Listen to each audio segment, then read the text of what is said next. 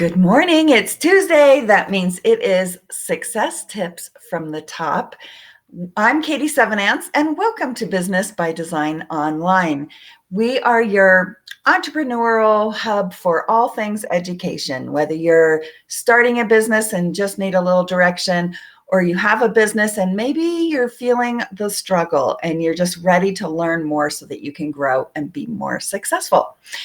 Today, my guest is Stacy Osborne. I'm going to bring her up because we've met a couple times and we've been working together, and I was like, oh my gosh, I need you to come on and share your knowledge with our audience. So Stacy, thank you so much. I am so glad to have you here. I'll be here.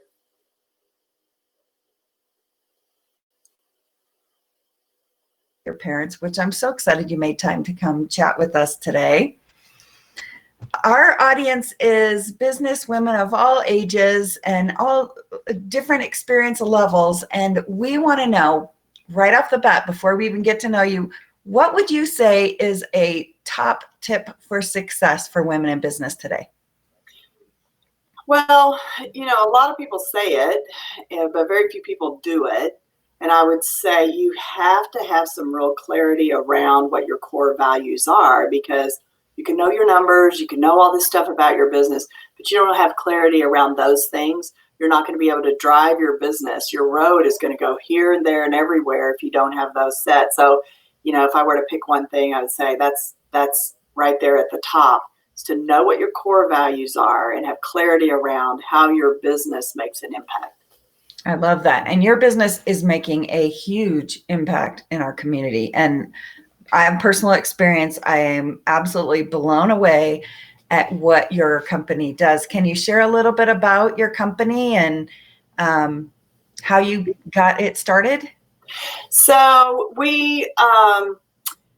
our company is Beneficent. The word means doing good for others. It's an old word. We don't use it much, but our company's bringing it back, and it's hard to say, and people see it, and they don't know how to pronounce it, but it means doing good for others. And what we do is we help families figure out how they're going to pay for long-term care for a parent or a spouse. And the goal there is not to go broke, to always have the care that we need, to not have our children paying for care, and to be able to preserve the things that are important to our families. So we impact the community that way. And we have some really specialized knowledge in that area and what the laws are and what the rules are and following them. And so we help families and we guide families through that. We're primarily an education company. We educate people how to do it on their own. A lot of people do ask us to do it for them, but they are able to do it on their own. It's pretty amazing because I think now, especially, people are realizing, especially now, I mean, personally, we're affected by this, where you want to bring your loved ones into a situation, if you can, take better care of them. And a lot of people, I mean, we have a multi-generational home. I have my mother-in-law, ourselves, my husband and myself.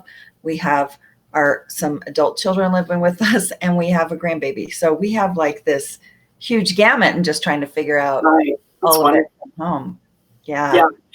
I think a lot of families are just adjusting the way that they do life. And what I love about what we do is whatever a family values as important or the best thing, we're able to guide them and get them there. Some people, the best is to bring a parent home.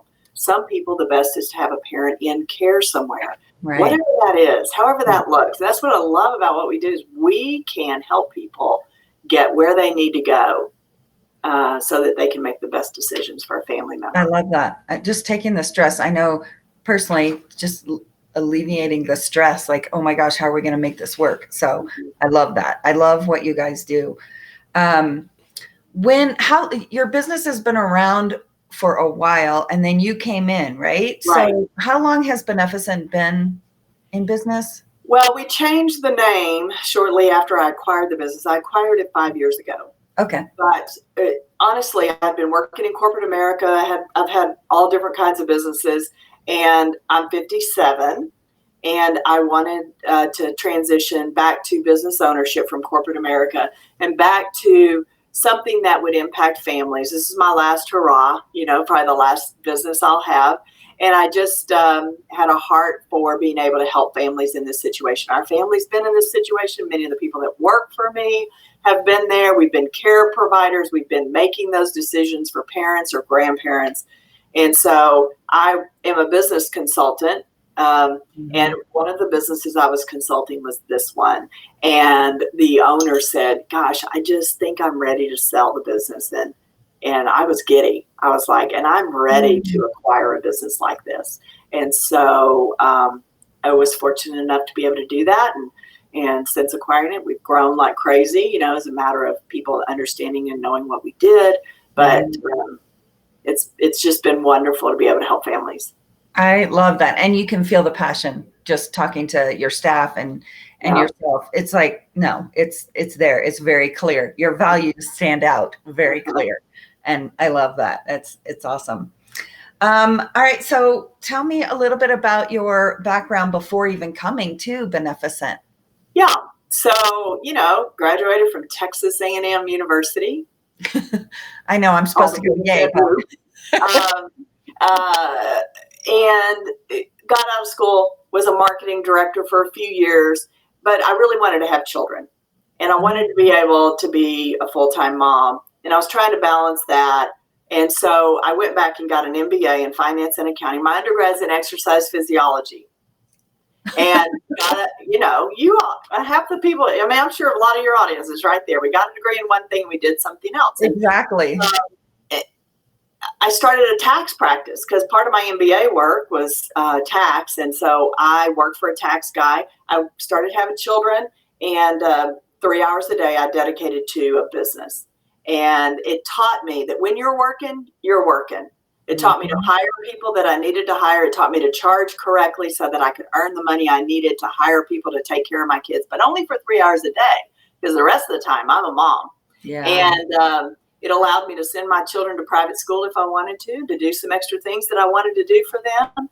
And so that was career number one. And then out of that business grew these other businesses. I had a plumbing and air conditioning company. I know I don't look like a plumber, but I was a partner in that business. And I sold that to a national organization. And then I got hired corporately by a national organization to do some things in their other markets across the U.S. that I had done in San Antonio, Texas. And that was a wonderful experience.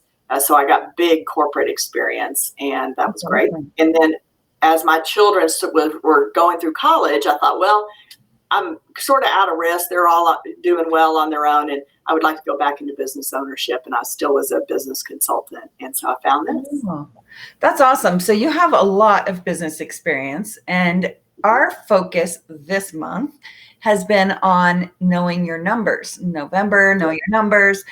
We feel like that's a good place to start to really look at this year and get a good jump onto next year. Yes. We would love to hear your tips for knowing your numbers. So here's the thing. Until I was able, in any business I've ever had, until I was able to define about 3 numerical indicators for my business that were important, that would tell me when I was about to be in trouble or when I was doing the right thing. Just 3. Now you can watch so many things about your business, and I see people that are at both ends. They watch way too many things, and then they don't watch enough or nothing at all. Get a hold of some numbers that by those metrics you're going to do well, or you need to do something different, and your numbers will scream at you before you have a problem, right? Yeah. And so you got to get a hold of those, define what they are, and be able to get to them in 2 to 3 minutes at any given time. That's how you know they're the right number. You've set yourself up so you can look at them easily, right? Yeah. If we can't get to it easily, we just won't look at it. I know that's my downfall. I know that. And that's why I'm so glad I have business partners who are really good at that are helping me get better at that. But you're right. If it has to be easy, and you have to know what those indicators are. I love that. Yeah. You said something really important, and I want to press pause because I don't want to pass this up. But what you said was, I'm glad I have people that do that in your business. And that's the thing. If you are not the one to do it, you better hire it. Right. And if you're not willing to hire, you keep thinking, well, no, I'll do my own bookkeeping and I'll get my own numbers, but you just have not done it, then stick your neck way, way out there, hire someone and know what you have to charge in order to keep them so that they will backfill. In a lot of women in business, I see that they really need to hire someone to take care of their children for a few hours a day so they can focus those few hours a day and get done what they need to get done. Whatever you need to hire, find a way to hire it. Yeah, definitely. I know the owner of my, in the beauty business, she talks about, where is your time best spent, and hire someone to do those other things. Yeah. And keep the economy going, keep them doing what they're good at too. So yeah, I think it's a different way of looking at it. We don't have to do it all. We do the things that are important that take us. And so often we say we can't afford it. And while that is true, the day you're making the decision, part of your decision should be, how can I afford it? I love it's that. a wrong question to say, can I afford it? The answer to that is always no. And when you say no, your brain turns off and you quit figuring out how to do it. But if you'll ask, how can I hire that person? Your brain will get to work on how you can do it. I love that. I actually heard that with affirmations. If you put them in the form of a question, your brain will work that much harder to find the answer. So I love that. That's really good. I'm going to have to write that down on our wall. That's good. I love it. Okay. So we have to know what key indicators tell us if our business is going to succeed or fail before it gets to that point, right? Quickly and easily. What else? Well, I mentioned core values. That's absolutely true. And because those will tell you what's the right decision if you've defined those well. So your numbers will tell you one thing and you'll go, oh my, okay. Like let me give you an example. My numbers tell me because of COVID, fewer people will call our business because they're not seeing a parent and they don't know they have a problem. And so when the numbers dropped initially, I was like, oh my goodness, can I keep everybody that I've got working for me? That's a real thing. Right. And it was the wrong question. As soon as I said, I was like, that's the wrong question. The question was, how can I keep everyone? Right? Yeah. And my core value is people first. My people that work for me are first. My clients are first.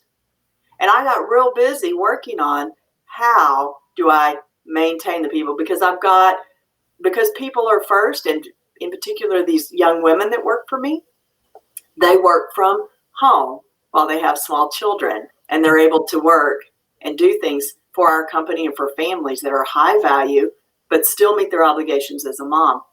Now I don't want to have to let those people go because my volume dipped for a minute. So that's just an example of how you combine a core value with a metric. The metric told me one thing, and it told me I'd better get busy finding ways for people to know who we are and what we do rather than what was normal before COVID. Right. Being able to pivot a little bit and figure out what's a different strategy, what to focus on right now. Yeah, that's really good. And you have people, I love how you've been able to work with women who can, like you said, a lot of them are taking care of their children, working from home. So they've got those hours as a mom, just like you did, and the hours where they're working. So being really flexible with the schedule for your employees. I love that. I love that. But here's what I know. I can be flexible to the point that says, well, do your best. Right. I don't ever say that. I'm like, I've got to have your attention from this time to this time. Clients have to know they can call you between these times. You cannot have children in the background or dogs or anything like that. So figure out, if you want to work with us, how to get your environment set up so you do not have those interruptions. For sure you don't. Right. So I'm going to give some guidance around how to do it, because my clients I'm not going to compromise my clients or the quality of work we do, but I believe we can have what I call both, right? Western thinking is either or. Yeah. I believe we can have both, and it's different from you can have it all. And I'm not saying that. I'm saying you can have both. You can have a quality career and be a contributor outside your family and be a contributor in your family. What I find with women at high corporate levels, they don't have children. A lot of them do not have children. And so they've missed that part of life. While they've had a stellar career, maybe that was fine for them. For me and for a lot of people I know, they want both. And it's how do we get both? Not can we have both? How do we get both? Right? How do we make it work? It's interesting you say that, because that's one of the courses that we offer, is how to minimize distractions, how to set up working from home with a schedule to involve the family so that everyone understands, you know, when you're available, when you're not, when we have to find something else to do, when, you know, just that whole communication is so important right now while people are trying to make this work. You know, you could get by for 2 weeks, but now we're looking at a year or two. Right. How are we going to make this work? And it's going to be different from now on. We know that. So being clear on setting those boundaries and the expectations so that people, and then giving them the guidance so they know how to make it most. How to make it personal. I mean, I did it with small children at home. Me too. I understand these women with small children at home. I got an 8x10, you know. You know, my children now are grown. It's definitely easier. These women that have smaller children at home, I know. How to work with that is teaching your family, doing your business, making it work. It's a challenge and it's not going to be easy, but there are tools and things, systems that you can do to help make that as successful as possible. Yeah, I like that. Do you have any other tips that you'd like to share this morning? Well, let me scroll through these notes, because I made notes, you know, because when you're talking live, sometimes you go, I don't have much clarity. I think I talked a little bit about being able to stick your neck out. Don't be afraid to stick your neck out, but make it a calculated risk. What looks really risky to other people, if you have thought about it and planned for contingencies, it's a calculated risk. It looks crazy to other people. I've had a lot of people say, gosh, you know, I can't believe you did that. And really it wasn't that big a deal to do because I had a calculated risk. But be willing to stick your neck out and do the things that you need to get done, you know, to make a business go. If the business doesn't go, you see, then you don't have the money from the business to do what you intended to do or plan to do or help other people. I mean, you won't have it. And then I have to wonder if you didn't waste your time or give some of your time to something that really you could have just given it to your family instead and had a better result, you know, so. Right. You know, so you've had a lot of businesses. Is there anything you've learned along the way that has really stuck with you in how you look at doing business now? Yeah. So, you know, that desire, I think that a lot of women have in particular, some men have it too, but women have it in spades, is that desire to have an impact and to help people and all of that. You know, we deal with families who have a parent who needs long-term care. 75% of the time I'm dealing with the daughter. Not the son.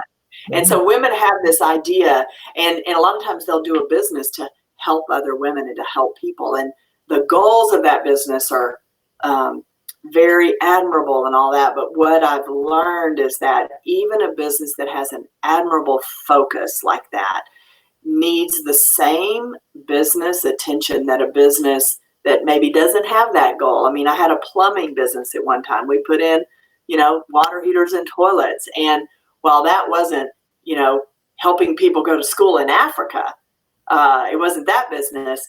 That both businesses could fail just the same. And so I think calibrating what your business is about with what you have to do to make it successful. You know, don't think just because it's for a good cause that it's going to make it. It's still a business, right? I had one that crashed and burned in hundreds of thousands of dollars of a crash because I was so focused on the good that it was going to do that I didn't stick to some business principles that I already knew. I just thought, it was ordained to do well because it was serving other people. It really was very selfless, but it failed. So being able to recognize all the basics of the business part of it as well, even though you're out here and you're doing good, you still have to run it as a business. You still have to run it as a business. You'll see a lot of nonprofits fail just on that principle right there. Is they had a good mission, and it was going to do a lot of good things, but they failed to plan on how it was going to raise money to do it, and they really didn't have a good plan around that. Yeah, true. Well, you have your hands full, and I know that you have been doing all kinds of great things in giving back. I know that's a big part of your heart. With your business, that's a big part of your business too. So being able to take the experience you've learned from your other businesses and bringing it to Beneficent, can you share with our audience a little bit about how you give back and what your focus is with that? Yeah. So again, around our core values was people first, and then education, and then trust.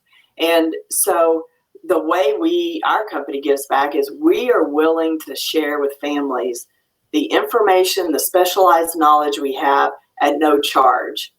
So we don't charge people for that. We teach people how to do what we do that earns a living, but we're willing to teach it to them, and they can go do it on their own if they want to. And that's the give, is that we say to every family, hey, we're going to tell you how to do this. You don't need us to do it for you. But in the course of this, we're going to tell you, if you want us to do it, this is what it will cost. I'm going to pay some people in my office to do an excellent job. We know how it's going to turn out. And in some families will choose to do it on their own, but it is amazing that most families say, I'm just going to hire you to do it. And it's because we freely gave up front. I'm not tied to whether they engage and have us do it or they do it on their own. What I am tied to is them being successful, whichever path they choose.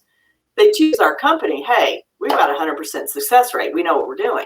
Yes. But if they choose to do it on their own for whatever reason, and I can't even begin to guess what that would be, I want to make sure there's not someone out there that goes, well, I went and talked to them and it wasn't successful for me. I mean, I always tell people, if you're going to do this on your own, please call me if you run into a roadblock. Not so that I can charge you, so that I can guide you out of it, because I'm committed to families being successful in, getting this done. It seriously comes through. I mean, just the knowledge that you shared with us that opened that light that, oh my gosh, there's another way, because we don't know it until it's too late. And I love the information you guys are doing to help educate the community on the options that are available and how to take money off the table, so we're not worried about things like that. It's been huge. Right. And then you guys, a family making a decision on care based on money, and people do it all the time. They walk into my office and they say, well, we can't put my mom in proper care. We can't have someone come in our home because it costs too much. All right. And I'm like, well, we've got a problem here. I tell you what, when I'm old and I need care, I don't want my kids saying, does it cost too much? Yeah. I don't want that. No way. Right? Yeah. I love the education part of that. And then you guys give back to the community as well. So I think that's huge. That's a big part of what you do in the big picture. I tell you what, it hasn't always been this way. It's hard to give when you don't have an abundance of cash. Okay. And having learned some hard lessons there, I just decided, you know what, we're going to give anyway, because I know when we give purposefully, things work out. And part of that is a faith, that will work out, because we are givers. Our company will give away 20% of our profit to nonprofits. I don't know very many companies that do that. And we do it kind of quietly, I'm saying it here publicly, but you probably don't find that. You won't find that anywhere. But we just give away a large percentage of profits. This year, I mean, frankly, our company doesn't have profits. We've still met our giving commitments because I know we're going to have some profit. There will be some. Right. And I'm just committed to the gift that I felt like we should give to, a lot of businesses are nonprofits that are helping seniors. I mean, I'm just in that space right now. And so some that are doing that, I'm going to do what I can do to support them. So you're in Colorado Springs, your business is in Colorado Springs. Is there a Beneficent in other states, or is it just Colorado? Yeah, so what we do is relevant in Colorado. There are rules specific state by state, and while I know some of the rules in other states, if you've ever read the book Acres of Diamonds, it talks about there's a gold mine in your own backyard. Right. And I guess we could expand all the states, and I could do all that. I'm not called to do that. I think a calling is much more than a dream. You never give up on a calling, but I am absolutely committed to helping Colorado families, and there's certainly plenty of them that need what we're able to do. And there's other people that we know in other states that do this. I mean, I've referred people out to other states when they have a family member somewhere else, but they've experienced us in Colorado. Yeah, and I know that our experience with you has been amazing, and it helped us bring our mom to Colorado. So, yeah, it's been amazing. And can people help your business? How can we support what you're doing out in the community? I would say, if you know people that need information, we give somewhere around 200 education classes a year, about 4 a week. And we're educating hospitals, discharge planners, rehab centers, the MS Society, Parkinson's Association. We'll come talk to families that are going to naturally be families that need information on how to do long-term care well for someone else in their family. And we'll talk with them about ways to navigate that. And, one thing that I say over and over to families, and when I say it, about 75% of them just cry when I say it because it speaks to the heart. But I'm always saying, listen, we're never running out of money. Your parents never going to not have the money to pay for care. You're going to always have the care they need. And children aren't going to end up paying for that. We know how to get there. We know how to do that really, really well. Yeah. And so when you know of groups that need us and they need the education, they just need to know it's possible. Maybe they don't need us today. They need to know it's possible so they can stop worrying about that. Yes. And start living the best life they can live in the circumstances that we have with long-term care. Yes, that's amazing. Awesome. So we want to know how our audience can connect with you after. Is there a website? Is there Doing Good for Others? There's a website, doinggoodforothers.com. And it's spelled out, no numbers in it. It's doing good for others. And everybody can spell those words. They couldn't spell beneficent, right?